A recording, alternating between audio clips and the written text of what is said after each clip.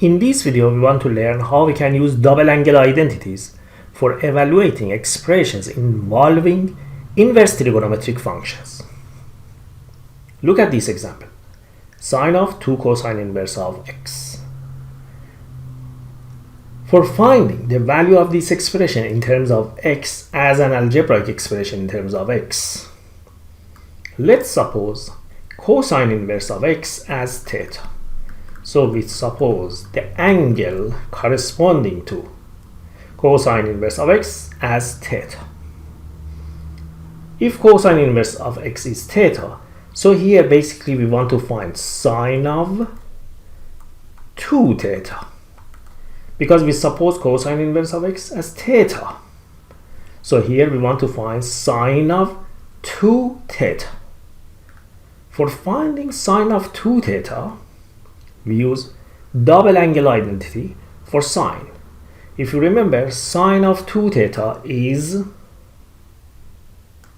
2 sine of theta cosine of theta. For finding sine of theta and cosine theta, always it's a good idea to draw a triangle, a right triangle corresponding to angle theta. We suppose this angle as theta. Attention, when theta is cosine inverse of x, from this relation immediately we conclude that cosine of angle theta is x. Because cosine of angle theta is x, this means that the adjacent side to theta is x and hypotenuse is 1. Because remember, cosine, definition of cosine in right triangle is adjacent, which is x, over hypotenuse. We can consider x as x over 1. So the adjacent is x, hypotenuse is 1. Now, we have to calculate with the aim of Pythagorean theorem the length of this side, because we want to find the sine of theta. We know that cosine of theta is x, but we have to find sine of theta from this triangle. And for that, we have to find the length of this side. Let's suppose this side as a. Then we know that a to the 2 plus x to the 2 is 1 to the 2, based on the Pythagorean theorem. If we solve this for a, then a to the 2 is 1 minus x to the 2. And from here, a equals plus minus radical 1 minus x to the 2. But here, only we consider the positive sign for the radical. And so the length of this side is radical 1 minus x to the 2. But let me tell you the reason that why you have to only consider the positive sign for radical and not negative. Because attention, cosine inverse of x is angle theta. And we know that cosine inverse of x is always between 0 and pi. 0 to pi is from this point to this point. It covers quadrant 1 and quadrant 2.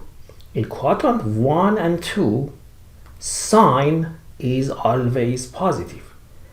And sine of theta in this triangle is opposite over hypotenuse. Because sine in these two quadrants is positive, so this radical should be positive, which means that we have to only consider the positive sign for radical, not negative radical 1 minus x to the 2. This is the reason that we only consider the positive sign from our calculation.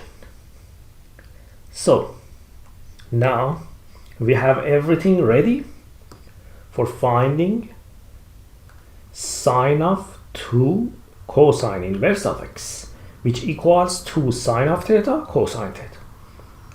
By looking at this triangle, or from here, we know that cosine theta is x. But what is sine of theta? Sine is opposite over hypotenuse. Opposite is radical, hypotenuse is 1. So sine of theta is a radical 1 minus x to the 2 all over 1.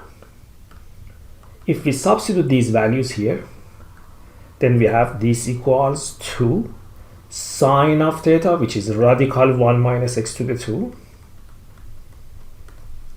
all over 1, but over 1 we don't need to put over 1 because it's the same, times by cosine theta. Cosine theta is x. And this is the final answer for this question. So sine of 2 cosine inverse of x equals 2x radical 1 minus x to the 2. I prefer to write this x here. For writing algebraic expressions, usually we start with the number, coefficients, then gradually we move to the terms that become more complicated. When we have a multiplication of many terms like here, it's better to write the coefficient, then x, then radical. This way of writing the expression is better than this, but they are the same. Let me show you another example to learn this better. What is cosine of 2 sine inverse of 3 over 5? We want to find the exact value of this expression. The process is exactly the same as previous example. We suppose sine inverse of 3 over 5 as angle theta. So let's suppose sine inverse of 3 over 5 angle theta. From this relation, sine of theta is 3 over 5. Theta is an angle that its sine is 3 over 5. So sine of theta is 3 over 5. Now, let's draw a triangle for angle theta. If we consider this as theta, sine of theta is 3 over 5. So the opposite is 3, the hypotenuse is 5. And easily we can find the length of this side with the aim of Pythagorean theorem. But you should be probably familiar that when we have hypotenuse 5 and one side 3, the other side is 4. But let me show you this. Let's suppose this as x. Then x to the 2 plus 3 to the 2 is 5 to the 2. From here, if we calculate and solve this for x, x is 4. So the length of this side is 4. Now, for finding cosine of 2 sine inverse of 3 over 5, we have almost everything that we need. So attention, this expression equals cosine of 2 theta. We suppose this as theta, so this is cosine of 2 theta. But for finding the value of cosine of 2 theta, we have to relate this to angle theta because our triangle is for theta. For doing that, we have to use the double angle identity for cosine. If you remember, we have 3 different formulas for cosine of 2 theta. We have cosine to the 2 minus sine to the 2 formula. The other formula is 2 cosine to the 2 minus 1. 1 minus 2 sine to the 2 theta. And it is completely up to you which formula to use. The answers would be exactly the same.